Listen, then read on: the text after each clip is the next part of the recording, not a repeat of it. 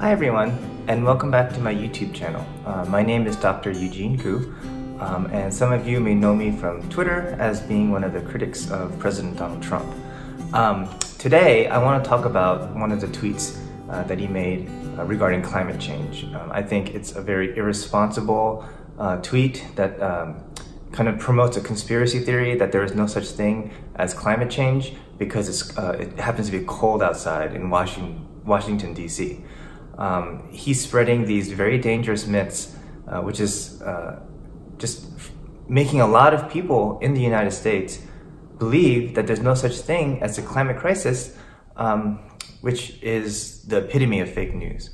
So he tweeted, "Be careful and try staying in your house. Large parts of the country are suffering from tremendous amounts of snow and near record-setting cold. Amazing how big this system is. Wouldn't it be bad to have a little of that good old-fashioned global warming right now?" So, as you can imagine, this was quite shocking to see the President of the United States promote something so patently false, where there's so much overwhelming scientific evidence to the contrary. I guess I shouldn't say surprising because Trump lies all the time, but this is one of his particularly more irresponsible ones. And I think what he's doing is he's trying to fool the American people by pretending that the weather and climate are the same thing. Now, these are very, very different things.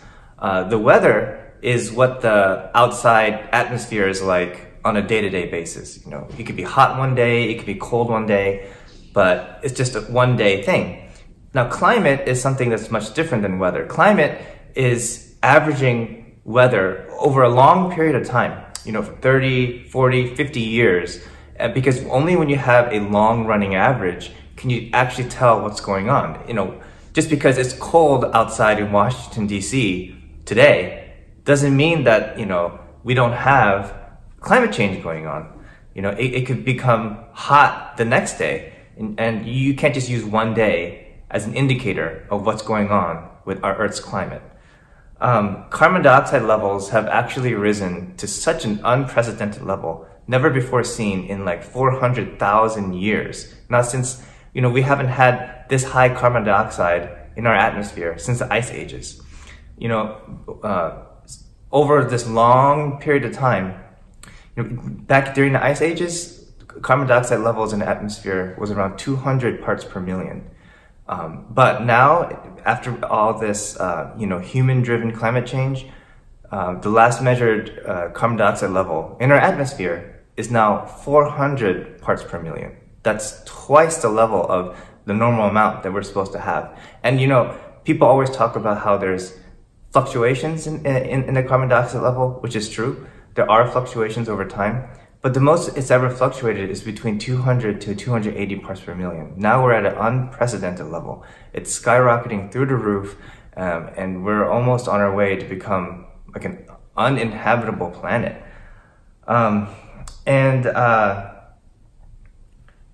This changing climate means that we actually have way more extremes for our weather patterns. When the running average, climate is the running average of weather over a long period of time. When that average is, when the global temperatures rise on average, we also have really extreme events in our weather patterns on a day-to-day basis. As evidence of this, when you think of the rainforest, you never think of the rainforest as burning up with a wildfire, right? Because it's supposed to rain a lot. And how can a fire start in a place that rains like every day? And one of the wettest places in the continental United States is Olympic National Park in Washington State. It gets around 150 inches of rain every year, which is much more than any other part of America except maybe Hawaii.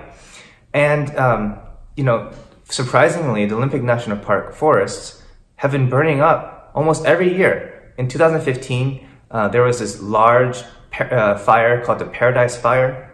It burned for over 170 days, took out 1,600 acres of pristine rainforest.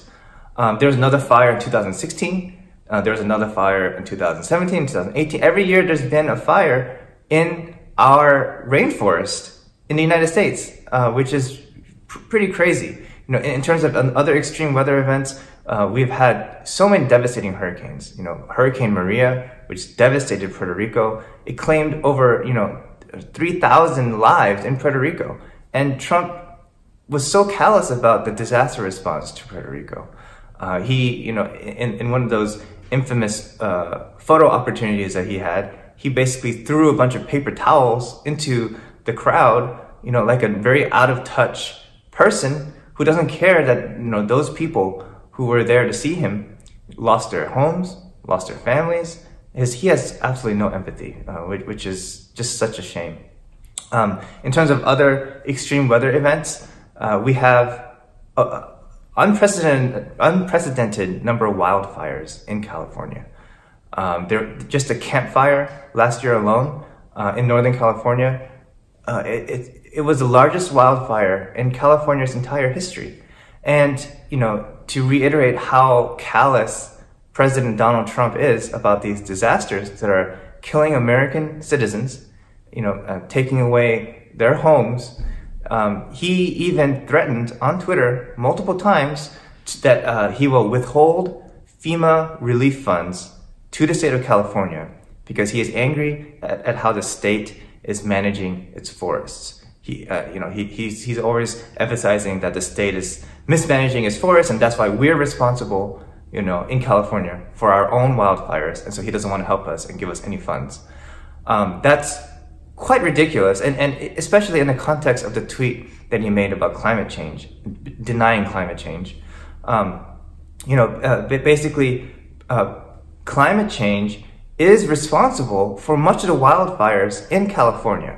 Because of climate change, we have a greater distribution and population of the California bark beetle. This beetle infests the trees. It can also carry a fungus that kills the trees. And then the trees are susceptible to the bark beetle infestation because they're a lot weaker when there's a drought because of climate change. They don't produce as much protective resin, which defends them from this beetle.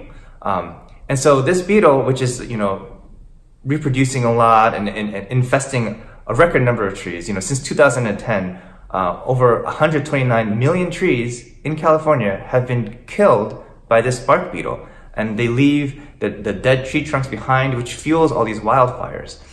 And a lot of the forests in California where this bark beetle is infesting the trees and creating all this fire hazard and wildfires are federally managed forests. So when Trump blames California for not taking care of its forests, he's actually gaslighting us because it's the federally managed forests under his responsibility, which are responsible for much of the wildfires that are going on.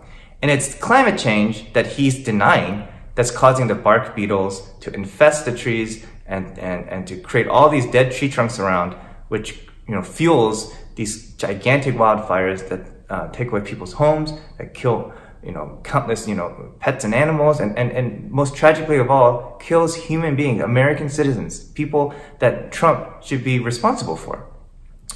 In terms of this whole climate change debate as well, I think it's also important as a medical professional for me to talk about the impact of the United States health industry too, with regard to our carbon footprint.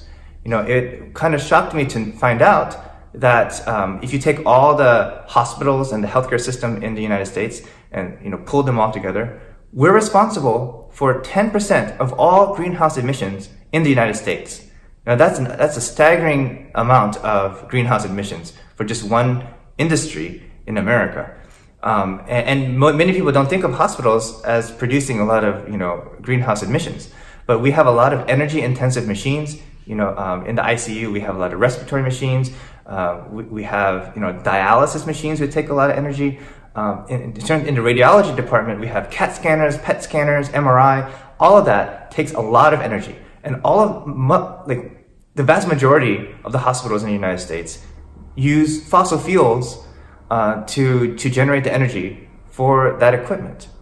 Now, fortunately, there's been growing awareness within the medical community that we have to do something about our carbon footprint. And there's one health system in particular that I want to mention because they've been doing a great job. It's Gunderson Health System. They're based in Wisconsin. It's a Midwest kind of health conglomerate.